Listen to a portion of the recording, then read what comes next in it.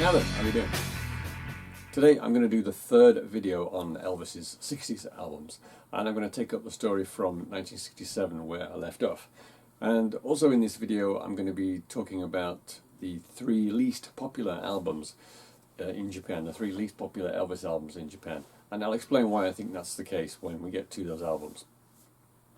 Okay, so we're going to go back to 1967 and continue the story with Double Trouble. So a couple of things happened with this album. The first thing is that they went back to single sleeves. As I showed in my last video, a lot of the 60s soundtracks were releasing gatefold sleeves. With this one they went back just to a single sleeve. The layout was pretty much the same as before. American cover on the front, and on the back you have the lyrics and some Japanese sleeve notes. Another thing which is different about this one is the quality of the cover. So the card is much thicker than was used on previous covers in the 1960s. It's still laminated, but it's a really heavy card stock. Okay, so most copies of Double Trouble will come in this kind of cover, thick card laminated cover. You can sometimes find Double Trouble in one of the thin covers with the foldovers and the cutaways at the top, but this one is the more common of the two. And this one is also on the Victor label.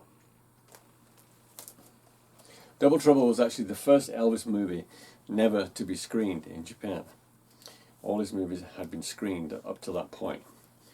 The next movie after Double Trouble, I think I'm right in saying, anyway, the next album I've got to show you is a Klembik. This one is also on that thick cover, the thick laminated cover. The format is the same on the back as well, lyrics and sleeve notes. This movie was shown, I guess maybe Shelley Fabares had something to do with it because she was quite popular in Japan at the time. So that one's Klembik, and another one we have from that period is Elvis's Gold Records Volume 4. And again, this is on the thick laminated cover. And this is surprisingly rare for a hits package. I realise that the hits are not as big as on the first three volumes, but still it's a hits package. But this one's quite hard to find. Same format again, same layout, lyrics at the bottom, some sleeve notes on the top, and this is also on the Victor label, as Klembik was too. And the last album that came out on Victor was Speedway. That's this one here. Again, same kind of cover, same layout on the back, lyrics and liner notes, same cover as the American album. And what happened after that was the records switched to the RCA logo, and a lot of the albums were repressed on RCA, and I've got a couple here to show. Here's another copy of Speedway, and you can see at the top here it's got the RCA logo. Otherwise the cover is pretty much the same as the one I just showed you. It's still on that thick card cover. It's laminated front and back, and the main difference is it's on the RCA label. Now, I talked about the three least popular albums in Japan, and I would suggest that they are these three here: Klembik, Double Trouble, and Speedway.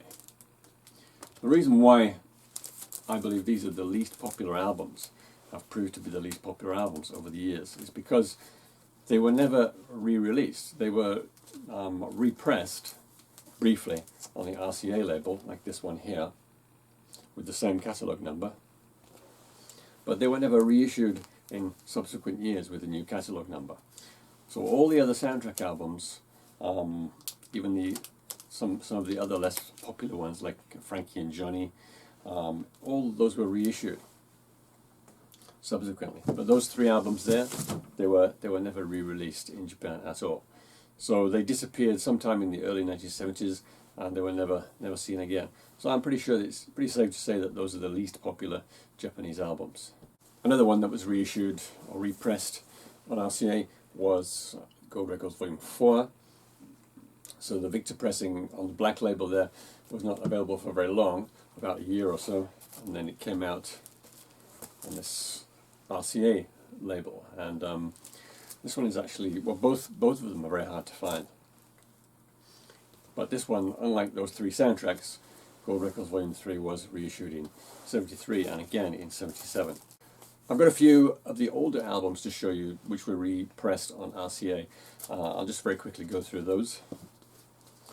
This is the second album, Elvis. You can see that the text here is actually in yellow, not red. Now all these early albums, the classic albums if you like, even though they were being repressed on RCA, the covers were the old style, the thin card with the foldovers and the cutouts in the middle there. So that's the earliest of the orange label ones. The Elvis Presley album, the first album, came out a year later in a new series. So I don't think it was issued on these first RCA repressings. This is Loving You. Again, the thin out card cover with the foldovers. King Creole, it's got kind of a greenish background on this one, and the photographs are a little bit different to the ones on the American pressing. This is Elvis's back. It was still called Such a Night, even at the end of the 1960s.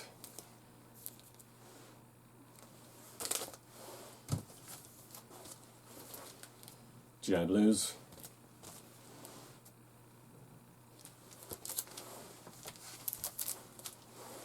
Something for Everybody.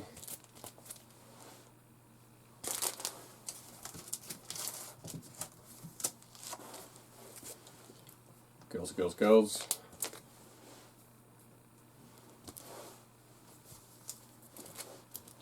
It Happened at the World's Fair.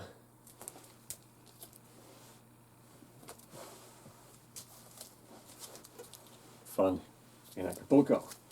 This one's slightly unusual because you can't see the cutaways on the top and bottom here. That's because they're actually on the inside. So for some reason they turned this cover inside out. So they carried on with those thick card laminated covers for about a year or so, really, a couple of years anyway.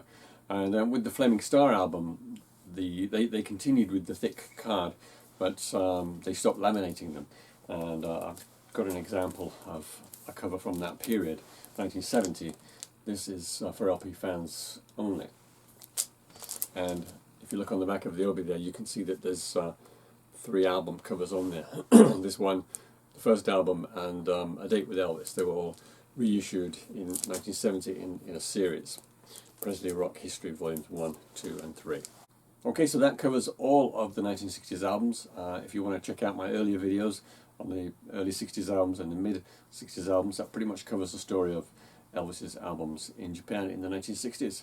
I'm going to leave it there for today. Thanks for watching. Take care.